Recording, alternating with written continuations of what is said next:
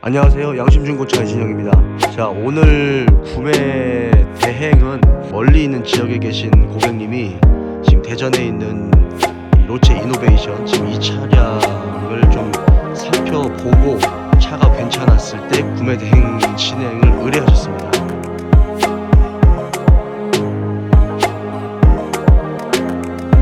대행을 하기 전에 먼저 이 차의 상태를 좀 확인을 해야 되는데요. 얘는 2009년식이고 20만 킬로 탄 로체 이노베이션 최고급형 LPG입니다. 네, LPG 차를 이제 선호하셨고 이 차를 하셨어요. 이 차는 완전 무사고고요. 시운전을 나가기 전에 이게 어떤 차인지를 여러분들한테 한번 보여드리고, 그리고 이제 시운전을 나간 다음에 차량 하부를 살펴볼 예정입니다. 근데 이제 시운전을 나갔을 때 차 상태가 어떤지에 따라서 리프트를 떠 봐야 되는지 아니면 그냥 다시 되돌아와야 되는지 그것도 결정이 나겠죠. 일단 주행을 해봐야 될 것 같고, 겉에서 보기에는 깨끗해 보입니다. 그리고 타이어 상태도 네 짝 다 굉장히 양호한데요. 조금 걸리는 게 첫 시동을 걸 때는 힘차게 굉장히 잘 걸렸어요. 근데 시동이 걸리고 나서 엔드머플러인지 아니면 중간 소음기인지는 모르겠지만 그쪽에서 이제 약간 소음기가 부식돼서 나는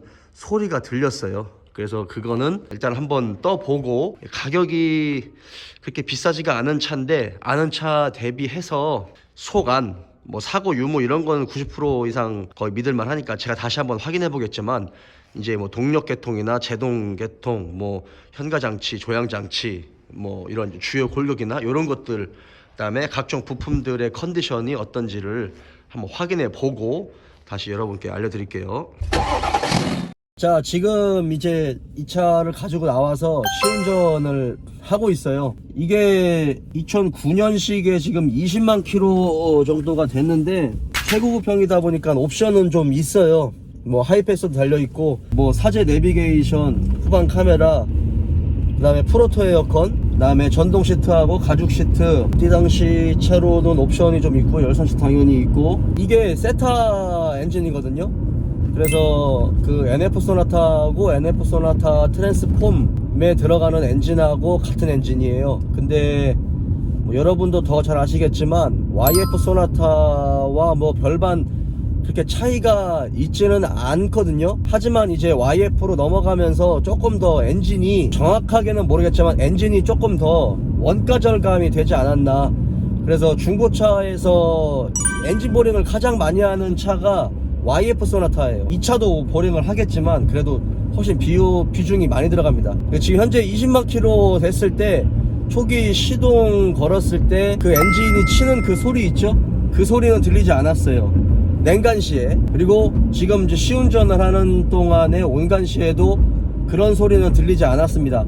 다만 이제 이게 이 연식하고 이 키로수가 있기 때문에 당연히 그 기준에서 확인을 해 봐야 되겠지만, 지금 달리는 가운데에서는 별도의 잡소리라든지 뭐 요런 거는 들리지 않았고요. 다만 이제 이게 좀 매매 단지에 세워져 있었던 것도 있지만 뒤쪽 브레이크 라이닝하고 디스크가 다 이제 닳았어요. 그래가지고 브레이크를 잡으면 뒤에서 소리가 좀 납니다. 이게 딱 보니까 뒤쪽 라이닝은 크게 신경을 안 쓰셨던 것 같아요, 전 차주분이. 그래서 디스크가 다 파먹었어요. 갈아야 됩니다. 요거는 소리가 좀 나요. 나머지 지금까지 시운전 했을 때는 아주 크게 느끼진 못했어요. 20만 킬로라는 걸 감안을 하고 봐야 되는 그 부분에서는. 근데 다만 우리가 이 차가 매매단지에서 나올 때 방지턱이 굉장히 많거든요.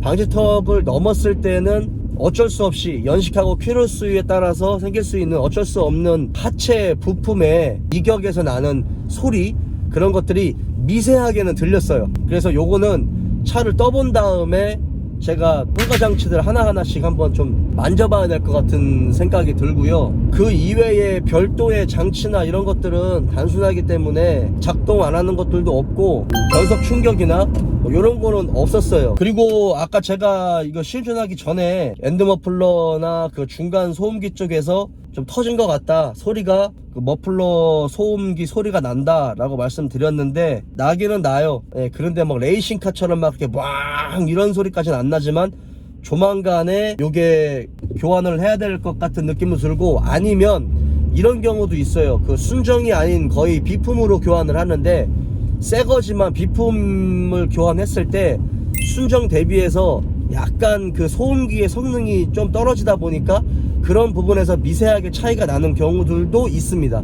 그거는 제가 한번 떠봐서 정확하게 한번 판단을 해보고, 미션 오일의 어떤 그런 양이라든지 오염도 이런 것도 한번 체크를 해보고, 누유나 뭐 이런 거 당연히 좀 체크를 좀 해봐야 될 것 같아요. 최종적으로 여러분들께 다시 한번 설명드리겠습니다.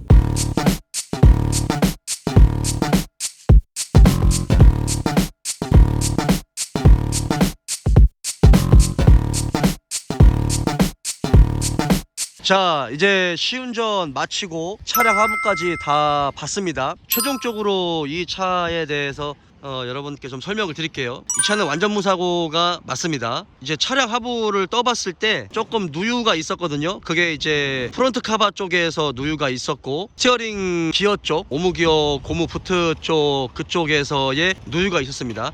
그거를 제가 엔진룸을 좀 보면서 여러분들께 설명을 드릴게요. 스티어링 펌프가 교환이 돼 있어요. 그러니까 요거는 이제 순정이 아닌 비품으로 교환이 되는데, 요거 뭐 비품으로 교환하셔도 됩니다. 자, 그리고 요 밑에 발전기 있죠? 네, 발전기도 교환을 했습니다. 요것도 비품으로 교환했겠죠. 스티어링 펌프 교환을 할 때 스티어링 그 호수 있죠? 유압 호수까지 같이 교환을 했어요. 같이 교환을 했는데 오무기아 쪽 전체가 오일 누유가 보였어요. 근데 제 생각에는 아마 요 스티어링 펌프하고 스티어링 호수 교환하면서 그 때를 제거하지 않은 것처럼 보였습니다. 왜냐면은 이게 좀 더 누유가 된다라고 하면 오일이 좀 비칠 텐데, 오일이 비치는 거는 아니고 양쪽으로 오일 때가 좀 많이 묻어 있었고요. 특히나 이 스티어링 호수가 오무기아에 꽂히는 그 부분이 있거든요. 그 기어 쪽 그 부분 쪽에 누유가 오일 때가 좀 있었습니다. 그리고 이 차는 이제 세타 엔진이기 때문에 체인 벨트가, 타임 벨트가 체인이잖아요. 그래서 이 프론트 카바 쪽, 이 뒤쪽에서의 누유는 있습니다. 요거는 약한 부분이기 때문에 어쩔 수 없어요. 20만 킬로 정도가 되는데 요 정도 누유가 없는 차는 아마 거의 없을 가능성이 높습니다. 그 다음에 타이밍 벨트가 체인이다 보니까 타이밍 벨트 그 세트 있죠? 뭐 텐션 베어링이나 아이들링 베어링, 워터 펌프나 요런 것들은 교환이 되지 않았어요. 네, 이 차는 한 번도 교환이 되지 않았습니다. 20만 킬로 될 때까지. 그래서 한 번쯤은 베어링류를 교환해 줄 필요가 있지 않을까라고 생각이 들어요. 그리고 뭐 엔진 오일과 마찬가지로 미션 오일 같은 경우도 교환을 해야 됩니다. 타이어 상태는 굉장히 좋아요. 타이어 내짝은 상태가 좋습니다. 다만 의뢰자분한테 말씀드렸던 게 앞뒤 브레이크 디스크하고 브레이크 라이닝을 다 교환할 필요가 있습니다. 사실 얘도 이 안쪽 바깥쪽 있죠? 이 바깥쪽의 디스크를 만져보면 바깥쪽 같은 경우는 뭐 약간 턱이 그렇게 많이 지진 않았어요. 그런데 안쪽을 보셔야 됩니다. 이 안쪽, 특히나 조수석 브레이크 라이닝, 브레이크 시스템 디스크 안쪽을 봐서 턱이 진 걸 봐야 되는데 턱이 많이 졌어요. 그래서 이 차는 브레이크 디스크 라이닝은 네 짝 다 교환하는 걸로 그렇게 말씀을 드렸습니다. 그리고 이 차가 밑에서 떠보니까요, 약간 그 냉각수 누수가 살짝 보였는데, 누수라고 하기는 조금 아주 큰 누수까지는 아닐 수 있겠지만, 히타호수 있죠? 히타호수에서 안에 그 히타코어 쪽으로 들어가는 그 라인의 호수 쪽에서 살짝씩 그냥 냉각수 물방울이 보였어요. 그게 이제 막 뚝뚝뚝 떨어지는 정도는 아니지만, 네, 그래도 냉각수 누수가 제 눈에는 보였습니다. 그래서 그 부분도 그 차주 딜러분하고 조율을 하시라고 말씀을 드렸어요. 그리고 또 하나는, 지금 이 차 같은 경우 제가 그 머플러 소리가 난다고 말씀드렸잖아요. 차를 떠보니까 중간 머플러하고 그 다음에 엔드 머플러가 많이 이제 부식이 됐어요. 중간 머플러는 좀 괜찮은데 엔드 머플러 쪽이 부식이 돼서 그쪽에서 이제 미세하게 소음이 들리기 시작했거든요. 그래서 이 차는 만약에 구입을 하게 된다라고 하면 중간 머플러하고 엔드 머플러를 다 같이 교환하는 걸로. 순정은 좀 비싸니까 비품으로 교환하셔도 됩니다. 뒤쪽에 리어 패널이라든지 트렁크 플로어 이런 부분도 다 확인했는데 그 부분에서는 문제가 없었고요. 자, 그리고 오토도어락 있잖아요. 요게 이제 안 움직여요. 요게 이제 운전석에서 잠그고 열고 하면 같이 움직여야 되는데 오토도어락이 안 됩니다. 그래서 오토도어락은 저 운전석 쪽에 있는 메인 모듈을 바꿔야 될 것 같습니다. 현재 이 차는요, 조수석 뒷바퀴 쪽 있죠? 뒷바퀴 쪽 브레이크 라이닝의 브레이크 호수는 한번 갈았어요. 하려면 양쪽을 다 갈면 좋은데 조수석 뒷바퀴 쪽 캘리퍼 브레이크 호수는 교환을 했습니다. 그리고 떠봤을 때 이때 당시 차들이 하체 부식이 좀 심하거든요. 특히 서브프레임 부식이 심하거든요. 서브프레임 부식은 당연히 좀 있습니다. 근데 아주 뭐 요란 뻑적지근할 정도까지는 아니고, 이때 당시의 차들을 안다면 뭐 그럴 수 있지 라고 판단할 수 있는 그런 부분이고요. 서브프레임 말고 트렁크 플로어라든지 멤버, 그 다음에 이런 부분에 부식이 없어야 되는데, 그 부분은 양호할까? 요렇게 표현해야 될 것 같아요. 왜냐면 이 차가 이제 뒤쪽이 독립현가 장치잖아요. 이 트레일링 암이 양쪽으로 좌우로 멤버 쪽으로 딱 걸리는데, 트레일링 암 쪽에 있는 프레임의 부식이 조금 있습니다. 이때 당시 차들은 뭐 아연 도금이라든지 이런 부분에서 원가 작업을 많이 했는지 모르겠지만, 그 부분의 부식은 어쩔 수가 없는 부분이고, 이 차도 부식이 돼가지고 빵꾸가 나지는 않았지만 그래도 부식은 뭐 시작은 됐다. 요 차를 구입을 하시려고 하시는 분들은 감수하셔야 되는 부분이다. 만약에 제가 이 차를 사게 된다면 저는 탈 수 있을 것 같아요. 왜냐면 어떤 부분을 수리를 해야 되는지에 대해서 알고 있고, 단가도 어느 정도 알고 있기 때문에 충분히 탈 수 있을 것 같은데, 자동차를 잘 모르는 분들이라면 충분히 고개를 갸우뚱할 수 있는 그런 조건을 가지고 있는 차인 거는 같아요. 뭐 그렇다고 해서 이 차가 무조건 나쁘다, 그래서 이 차 사면 안 된다, 요거는 아니고요. 아쉬움이 좀 있다, 그래서 그 부분을 감수를 하고 구입을 하신다라고 하면 뭐 충분히 탈 수 있는 조건은 되고요. 차가 이상하게 잘 나가더라고요. 잡소리와 같은 부분에서는 그렇게 거슬린다라는 잡소리는 좀 못 들었어요. 지금 제가 여러분한테 말씀드렸던 내용하고 대략적으로 얼마 정도가 나올 것이다,